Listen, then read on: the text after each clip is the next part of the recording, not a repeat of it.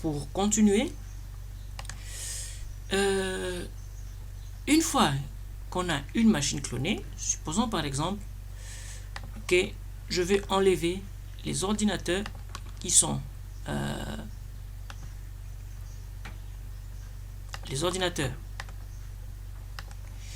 là, je ne vais plus le voir. Je dis bon, je n'ai plus besoin de voir ça. Quand je fais un remove, l'ordinateur disparaît de là-bas, mais elle n'est pas supprimée de la machine. Je fais remove, elle n'est pas supprimée. Je fais remove, elle n'est pas supprimée. Je fais un remove, elle n'est pas supprimée. C'est tout simplement ici, on dit que la machine est encryptée, mais avant de l'enlever là-bas, il faut d'abord donner les mots de passe. Voilà, je donne les mots de passe. Non, c'est pas un mot de passe. Voilà. Je peux aussi l'enlever.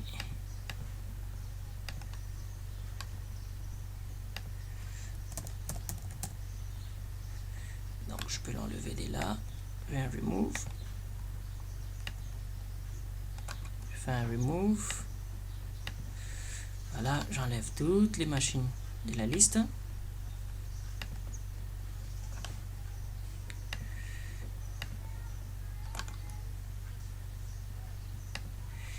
Et voilà, j'ai perdu toutes les machines. J'ai plus une seule machine. Alors, lorsque vous utilisez VMware pour la première fois, notez dans les préférences ici, vous pouvez aller spécifier les dossiers de la machine qui va être utilisée. Vous pouvez fixer les différentes valeurs customisées des types de machines qu'on va créer par défaut. Vous pouvez donner aussi un temps d'attente avant le démarrage des machines virtuelles. Nous savons bien qu'au démarrage, les machines virtuelles prennent beaucoup de temps. Et ici, on peut aussi regarder les noms de personnes qui se sont connectées à la machine comme serveur. On y reviendra très bientôt. Vous avez les types des inputs, vous avez les raccourcis, vous avez les types d'affichage, les Unity, les mises à jour, les feedbacks, les dossiers de partage, la mémoire qu'on peut utiliser maximalement, la priorité des machines et comment jouer avec les devices. Donc, c'est pas un problème. Alors, ici, si on veut ouvrir une machine, un dossier des machines, peut-être qu'il faut aller dans les dossiers. Regardez bien, mes machines sont stockées par défaut dans le dossier des virtual machines. Je vais aller dans Virtual Machine. Et tout ce qui sont là, ce sont l'équivalent des machines virtuelles qui étaient là à gauche. Je prends un exemple, une machine créée avec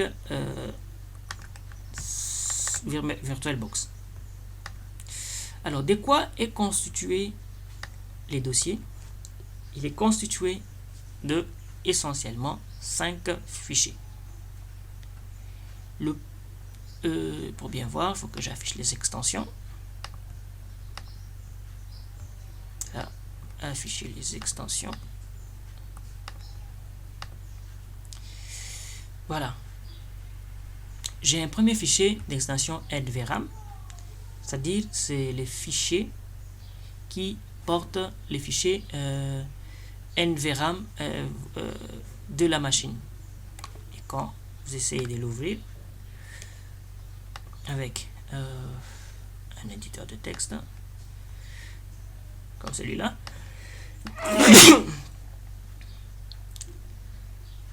voilà, vous allez voir que c'est un fichier binaire qui ne signifie rien du tout. Ce sont des fichiers qui portent la mémoire volatile de la RAM et qu'on ne peut pas utiliser de n'importe quelle manière. Le deuxième, les VMSD, l'extension VMSD, c'est toujours un fichier metadata. C'est-à-dire, c'est un fichier aussi qui porte des données binaires de la machine. Quand vous regardez, il n'y a pas de metadata, il n'y a pas de captures à l'intérieur. Vous avez le troisième, c'est le fichier de configuration de machine virtuelle. Là, je vais l'ouvrir aussi avec je vais choisir un programme. Bon, mais le WordPad. Voilà. Là, je vais l'ouvrir avec cette machine. Vous allez voir que c'est les fichiers maintenant des configurations. Les détails qui portent sur la machine virtuelle. J'ai les formats d'encodage, le nom de la version de VMware, j'ai les informations sur les devices, j'ai les informations sur les adresses, j'ai les informations sur la quantité des mémoires, j'ai beaucoup d'informations sur tous les périphériques branchés et j'ai les informations sur les ports USB. Donc tous les éléments de la machine sont internés à l'intérieur.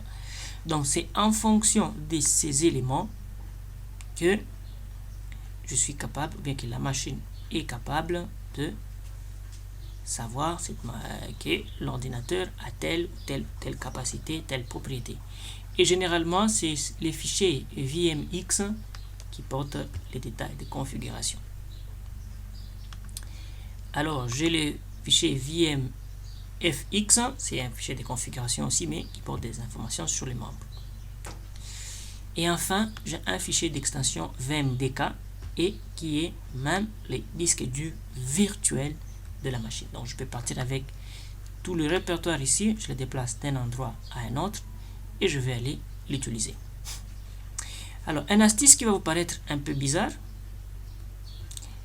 c'est que lorsque je crée une machine, par exemple TTTP, Windows XP, il est possible d'aller les lier à un disque dur existant. Regardez, je vais ici dans les virtual machines, XP, c'était quoi? Apprentissage Windows XP Exo, et je clique sur cette machine. Voilà, VirtualBox reconnaît que ça c'est une machine XP qui a été faite par VMware et je peux la démarrer sur VirtualBox.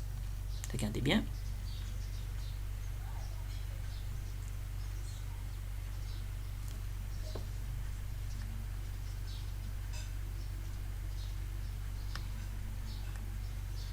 Donc, les disques durs ici, il est pris en charge. Mais la version 12 de VMware, apparemment, a encore une certaine restriction ou un certain refus par rapport à l'utilisation de ces disques durs là. Mais lorsque j'utilise les anciennes versions de VMware, un disque VMware passe sur VirtualBox, mais un disque VirtualBox ne passe pas sur VMware. Donc il y a une compatibilité entre VirtualBox et VMware, mais VMware lui n'est pas compatible avec des machines XP. Vous pouvez essayer avec les anciennes disques durs et vous trouverez que c'est tout à fait possible.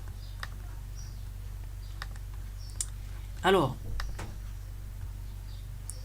lorsque maintenant je vais utiliser une machine, un dossier qu'on m'a créé, qu'on m'a donné, qui porte une machine virtuelle, je vais aller maintenant dans l'onglet Ouvrir et je peux aller dans n'importe quel ordinateur. Je peux prendre par exemple les apprentissages XP Exo et je vais aller chercher les fichiers VMX. Dès que je vais l'ouvrir, on va parser les caractéristiques et toutes ces caractéristiques vont être ici. Donc j'importe encore une machine de cette manière-là. Alors une machine que j'ai clonée, on va me demander de prendre les permissions, donc de faire ce qu'on appelle les taken ownership. Je peux prendre le privilège et l'utiliser de cette manière-ci.